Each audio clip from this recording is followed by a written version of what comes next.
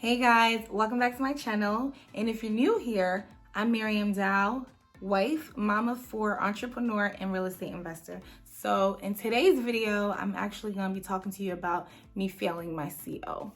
Let's get into it.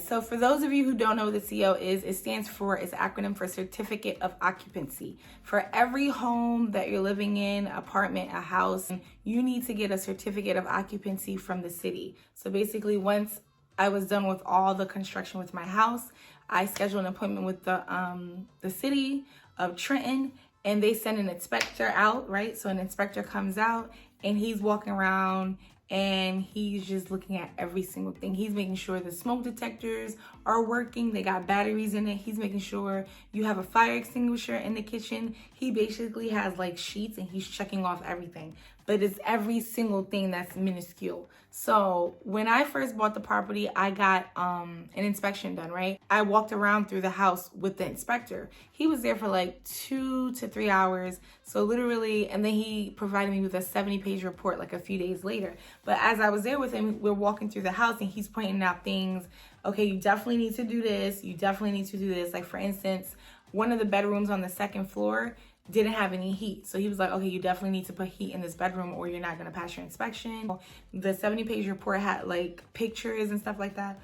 So anything that caused like an alarm, he would put a picture and a crazy description. So what I did was once I hired my contractor, or when I was actually getting bids, I would let them know I did an inspection and I would forward the email over to the contractor so they could look at everything. I thought I was good, right? So the inspector, the city inspector came out. So I failed for 3 things. There was 3 items that I failed for. Everything passed in this gigantic house, interior, exterior, except 3 things, which was the dining room window needed to get replaced. So like when you would try to open the window, it shuts. You open the window and it shuts. It wasn't staying up, which is like not safe, you know, because there's no central air in this house. So most likely if the tenant wants to put any kind of AC in, it will have to be a window unit AC. And you know, you're pulling it up, it's falling down. That's really not safe for any kids, little fingers and stuff like that. So I needed to replace that. The second thing that I needed to work on was upstairs in the bathroom. You know, we did a whole new bathroom basically, and it was that tiny bathroom. I didn't know that needed heat. So I remember my inspector telling me, okay, this bedroom, you definitely need heat if you want to pass the inspection. So we got an electric baseboard, we put that in there. And so the fact that he didn't say that to me and I didn't, like that wasn't on my radar. I thought that the contractor, you know, it's his job to just do that. I didn't know that there needed to be heat in the bathroom. So there was already heat in the downstairs bathroom and there was heat in every other room. But the fact that it wasn't pointed out to me, I didn't know that it wasn't on my mind. So I failed because there was no heat in the upstairs bathroom. And then the third reason why I failed was because the closet, and I'll put images as I'm talking. I know I'm not at the property right now, but the closet on the second floor that actually leads to the attic, my contractor put some kind of sheetrock to cover because it was like a breeze. So once you move that sheetrock, there's like a breeze coming. So the inspector was like, okay, there's a breeze coming. So there has to be a place where maybe there's a brick missing or something. So he put this like long stick and he was like scratching against the brick. Now my house is a row home. So there's another house attached right next to my house. And that other house is like just boarded up. No one lives there. So one of the concerns was if that house was to get on fire, my house is attached. So my house could catch on fire too. So even though it was like bricks, he wanted me to put up a fireproof wall. Because if you don't have a certificate of occupancy, no one could reside in the property. It's basically saying this house is not fit to you know, have anyone living there. Your property isn't safe and you need that. Like if you illegally put someone in there, you can get yourself in some big trouble. And we're doing things the right way, right? We're not gonna do it the wrong way. We're gonna do it the right way so we know how to do it. And now I know next time for the next house, put heat in every room. I didn't know that, but now I do, right? After everything, he gave me the paper and he told me why I failed. So he checked off those 3 things, gave me his business card. So I emailed him because now I had already fully paid my other contractor. I didn't pay him. I told him I wasn't gonna pay him until I passed my CO. but there were certain things that just was not written in our contract. So I couldn't hold him on these things because we didn't put it in the contract, and that was my fault. Another lesson learned, and we're gonna talk about that in another video. So I emailed the inspector and I was like, okay, because I had another contractor that wanted specific details on what should be done with the firewall in the attic, because what he was saying is that there's brick there. So brick is automatically kind of like a firewall. So you don't need to put like a firewall on top of that. So I called the building inspector. This guy was so sweet. He actually came out to the property, and I had him meet up with the new contractor, showed him exactly where he needed to put a firewall up and where it's not necessarily needed. So I'm glad that the inspector himself was able to talk to the contractor. Contractor told me what he needed. I paid for the materials myself. They picked it up at Home Depot. That was done within a day. Okay, so this is upstairs, and this is the closet that enters to the attic. So here we go. I don't know where the light is, but yeah, so do you see that white right there? That's what my contractor actually had to board up, because when you would stand here, there would be a big draft coming in. So this is actually connected, that's attached to the other house, and there was some bricks missing, so you could feel a draft. So wherever there's brick, there's already a firewall, but where there was missing brick, he had to go ahead and fill in those spaces in, and then put up that drywall. So then the window at hand, it's a really, really big window. It's not one of those standard size windows. Home Depot said that I would need to special order the window. They don't have it in stock, but it was crazy expensive. It was like over $1,000. So then I started calling like other window people. They were giving me decent prices, but they were saying it was gonna take like 6 to 8 weeks for the window to come. And I'm like, what? 6 to 8 weeks? I'm trying to get this like done now. Mind you, we were showing the property. So my realtor was showing the property. We actually had a couple that loved the property. They were interested in moving in right away. But the fact that I didn't have my CO, we had to turn them away.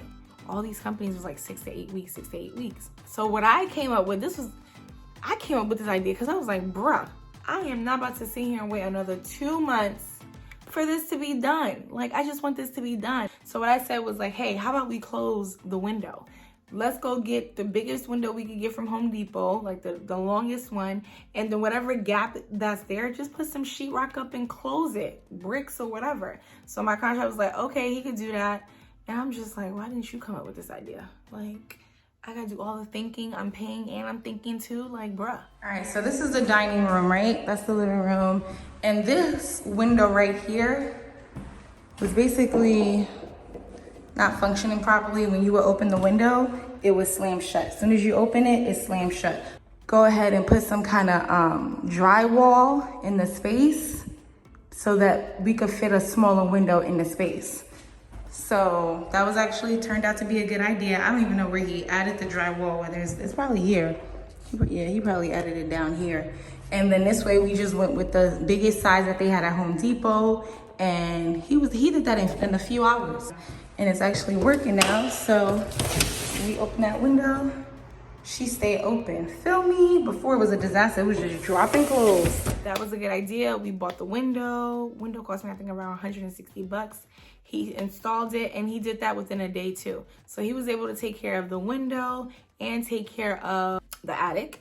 So then I needed a licensed electrician to take care of the electric baseboard. Well, basically any kind of heat that you're putting into the bathroom or heat and put into the house, you need a licensed electrician to do that. And he has to go and see the job, put a permit in. They have to come out and take a look, approve it.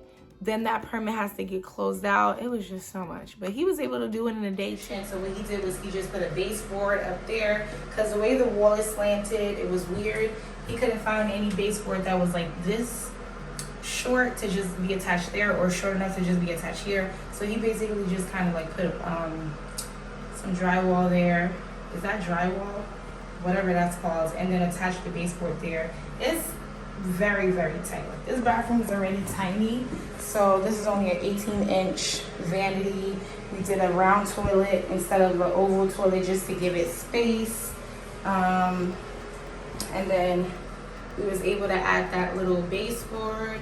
I think it's like a 15-inch baseboard, I'm not sure. Just so that I could pass the CO, so I'm happy we was able to take care of that. The man comes out for the second time, the city inspector guy, and he was like, you did everything, but On the bottom of the inspection sheet, and he emailed this to me, there's 3 things that's checked off that they want. They want our chimney certification, roof certification, and heating. So I think heating and plumbing is one, or heating and chimney is one.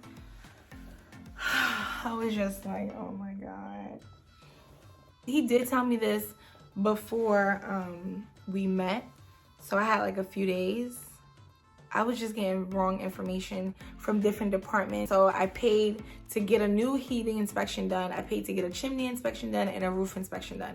So I had to pay 2 different people because the plumber, the licensed plumber, is the one who does the heating inspection, also the chimney. They want to make sure the chimney, there's like, it's not blocked, the airflow and all that stuff is not clogged and stuff like that. So the plumber is the one who does that, and I got a roof inspection done. He makes sure, you know, like there's no shingles missing and stuff like that, and tells you what needs to get done.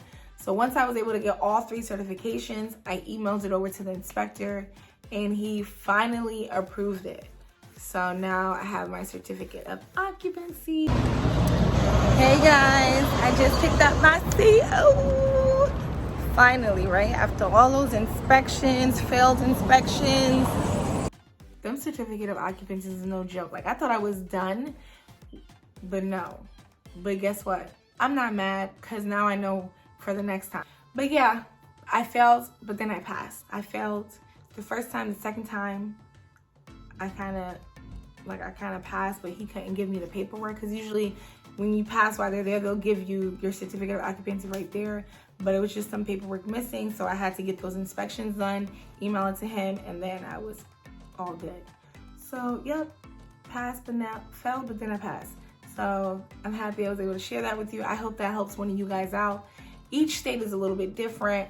Each county is different. Trenton is a little difficult, but I'm glad I actually got it done. I did it, and I feel like the first time is probably always gonna be a little bit rocky, but the second time around, I already know that they need these things. So while I'm doing my construction, you know, while I'm doing my rehab, I'm gonna have all these different inspectors come out, do what they have to do, so the paperwork is ready, and we're gonna be passing our inspections on the first day that these people come out and inspect the house. So that's it for this video. I hope you guys liked it. I hope I shared a lot of gems. If you have any questions, don't forget to like, comment, share, and subscribe. And I'll see you in my next video. Bye.